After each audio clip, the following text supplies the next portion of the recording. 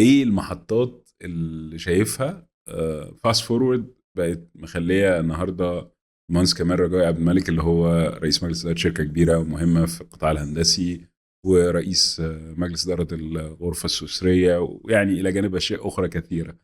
ايه المحطات؟ ايه تفتكر؟ ايه لو رجعت كاني بعمل فلاش باك؟ عارف في السينما ساعات يجيبوا البطل وهو طفل طالع وبعدين هو نزل كبير، فالرحله دي ما بين طلوع السلم ونزوله، ايه اللي انت فاكره؟ ايه الومضات؟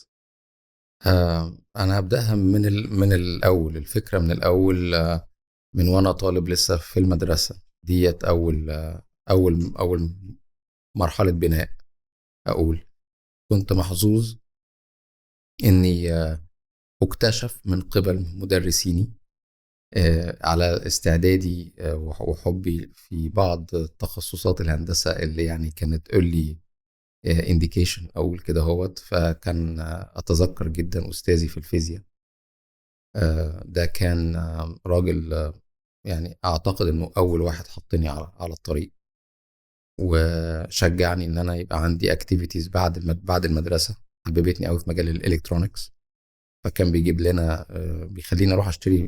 كان في مجله زمان اسمها مجله الاهرام وعلوم المستقبل، كانت بتنزل مره كل شهرين يمكن. كان بيبقى فيها دايره الكترونكس، فاروح اجيب اشتري المجله واروح انزل سوق الكهرباء عشان اشتري المكونات واقعد اشتغلها. فدي كانت اول محطه حببتني، خلتني انا في ثانويه عامه ما كانش عندي تفكير عايز اعمل ايه. كنت عارف انا عايز اعمل ايه، وكنت عارف انا هدخل كليه الهندسه عايز اروح فين كمان. يعني تخصصات الهندسه كانت مختلفه جدا بسبب بسبب ده. انه انا عارف انا عايز ابقى مهندس الكترونيات، ما كانش عندي حاجه تانية افكر فيها بهذه الدقه والتحديد، بهذه الدقه والتعب. لمجرد ان الاستاذ ده اكتشف حياتك. فاكر اسمه؟ فاكر اسمه، كان اسمه الاستاذ فايز احمد بهجت. رحمه الله وتوفاه الله. لكني أتذكره إلى اليوم، وهو أول من وضع في الكارير بتاعي أول حجر. ده كان لقطه. لقطة لقطة اللي بعد كده هو كانت وأنا في كلية الهندسة. آه، سنة تانية هندسة دي لحد النهاردة الناس كلها تقول إنها سنة صعبة جدا، لأنها تحول من النظري إلى مرحلة العملي. لا، آخر مرحلة. التانية دي احنا خلصنا اعدادي إعدادي أولى اه. وعن تانية. فتانية دي دايما يقولوا عليها إنها صعبة. فدي كانت مرحلة فعلا كانت صعبة. كنت أول مرة أشيل مادة في حياتي كلها. يا اه. وأتذكر وكانت مادة بتاعة الحساب، يعني بتاعة الماث. وكانت مرحلة كده لقيت أنا طول عمري حاسس إن أنا متفوق. فأول مرة أواجه فيها آه، الخسارة، تمام، ويجب أن يعني أتعداها، كانت هي السنة دي.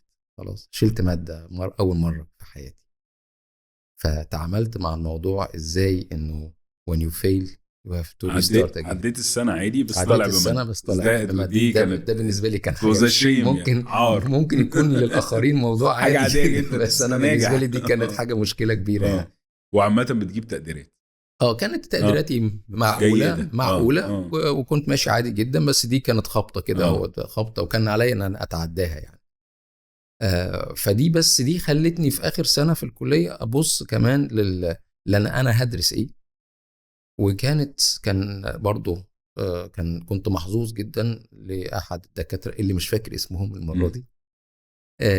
كان لسه راجع من أمريكا، وكان مسؤول عن توصيل أول نود إنترنت في مصر. ده استاذك بقى، استاذك في ده كان هندسه أستاذي القاهره. في الإلكترونيكس. فده شجعنا إن إحنا نروح نشترك. وأنا كان والدي عنده عمله الخاص، كان عنده سجل تجاري. فرحت تقدمت في مجلس الوزراء علشان خاطر يبقى عندي وصلة إنترنت. كانت بالمودم 200 بيت بير سكند وحاجات، ولازم نقعد ندخل نعمل شغل كتير عشان يبقى عندنا دي انترنت يعني. قبل 0 3 7 5000 كمان، قبل يعني ما قبل ما قبلها الانترنت ما نفسه. قبلها. بس هو اللي عرفنا. امم.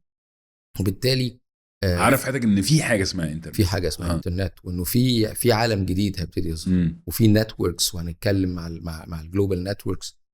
والكونكتيفيتي بدت في الحاله دي. واعتقد جيلي كان محظوظ انه هم بدوا اول ناس. كان اللي بيعمل دكتوراه انا فاكر قوي، ياخد الماجستير والدكتوراه في الوقت ده كانوا بيشتغلوا على النيورال نتوركس اللي هي النهارده البيز اللي اتبنت عليها الذكاء الاصطناعي. الاي اي كله طلع من النيورال. منها يعني. يو بودكاست مش مجرد كلام،